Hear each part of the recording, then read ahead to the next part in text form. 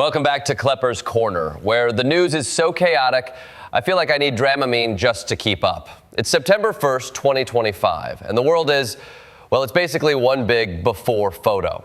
If you think your Labor Day barbecue is complicated because your uncle won't shut up about conspiracy theories, well, try juggling a new Eurasian power bloc, a declared famine, earthquakes, riots in Indonesia, Trump yelling about windmills, and India banning fantasy cricket. That's not a cookout. That's an international keg fire. So buckle up, because today's top news stories are less about what's happening and more about who's yelling at who's starving, and who's trying to hug Putin without it getting weird. Segment 1, the Tenzin Nexus, a hug, a parade, and a tariff tantrum. So over in Tianjin, China, the Shanghai Cooperation Organization threw a summit that looked less like a diplomatic meeting and more like a three-way bromance reunion. Xi, Putin, and Modi strutted around like the Eurasian version of the Avengers, except their superpower is making America nervous. Modi and Putin literally hugged, like full-on hug. Not the bro-pat hug, not the good game butt tap, a hug. The kind of hug where you wonder if they're about to start a podcast called Geopolitics and Chill. And America, we helped make this friendship possible. Trump slapped a 50% tariff on Indian imports because they keep buying Russian oil. That's right. Washington basically said, hey, India, stop hanging out with Russia. And India responded by French kissing Putin in the backseat of his Urus limo. Nothing strengthens a friendship like a mutual hatred of tariffs. Meanwhile, Kim Jong-un showed up at a military parade like he was the surprise guest on The Masked Singer. The guy rolled in by armored train because apparently Uber Black wasn't available, and then stood next to Xi and Putin like the third wheel in the world's most uncomfortable Tinder date. Except this Tinder date comes with nukes. It's like watching three Bond villains merge into one supervillain called the Axis of Awkward Hugs. Here's the kicker. This whole love fest was basically caused by U.S. policy. Trump wanted to isolate Russia and keep India close. Instead, he created the geopolitical version of the Breakfast Club. Xi is the brain, Putin's the criminal, Modi's the athlete, and Kim Jong-un is the weird kid who brings nuclear missiles to detention.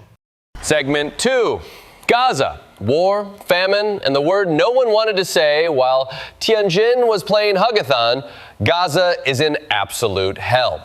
The Israeli military is pounding Gaza City. Famine has been officially declared, and scholars, serious, actual genocide scholars, said, yep, this meets the definition of genocide. That's not just rhetoric. That's like the referee coming in, blowing the whistle and saying, yep, this is definitely a foul, and also you burned down the stadium. The casualty numbers are staggering. Over 63,000 dead, half of them women and children. 84% of health facilities gone. The only thing more destroyed than Gaza's infrastructure is America's ability to have an honest conversation about it. Public support for Israel's war here has dropped to 32%, which is about the same approval rating as Nickelback's last album. Netanyahu can't stop because if he does, his government collapses. Hamas can't stop because then they stop being Hamas. It's less of a war and more of a toxic relationship where neither side can move out because the lease isn't up. And in the middle are millions of Palestinians who are basically trapped in the world's deadliest game of chicken. The U.S. government shrugs. The EU split like a family Thanksgiving where half the table says pass the gravy and the other half says pass sanctions. China sitting there like the calm parent saying, kids, please stop fighting. Which, when China is the voice of reason, you know things are bad. Segment 3, Afghanistan. Earthquake in a country already buried. As if one crisis wasn't enough, Afghanistan got hit with a 6.0 earthquake that killed over 800 people. Villages collapsed like a Jenga tower played by a toddler. Aid workers are trying to reach survivors, but the roads are blocked. The terrain is impossible. And oh yeah, the government is the Taliban. It's like trying to order DoorDash to a cave, except your driver is an international pariah. Here's the problem. The global humanitarian system can maybe handle one giant crisis at a time.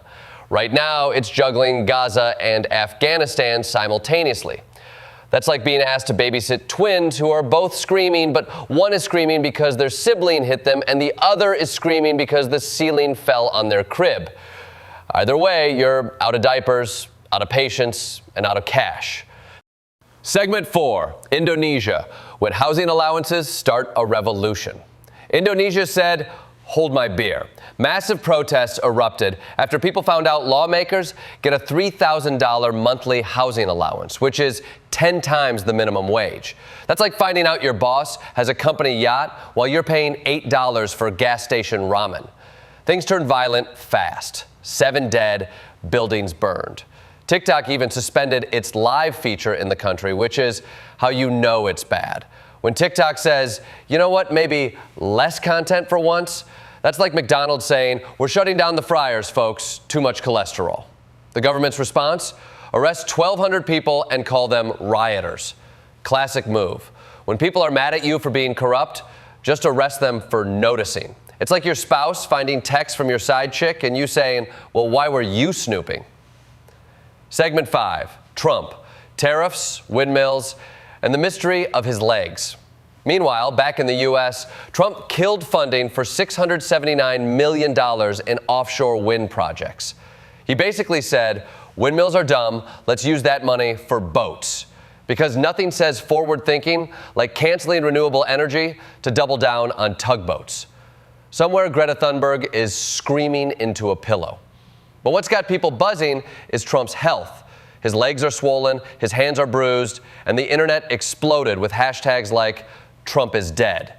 And when the White House says, no, he just has a common condition called chronic venous insufficiency, America hears, yeah, that's what they said about Weekend at Bernie's. Trump himself posted in all caps, never felt better in my life, which is exactly what you say when you definitely feel worse. It's like your grandpa yelling, I can still chop wood, while he's using a rascal scooter to get to the mailbox.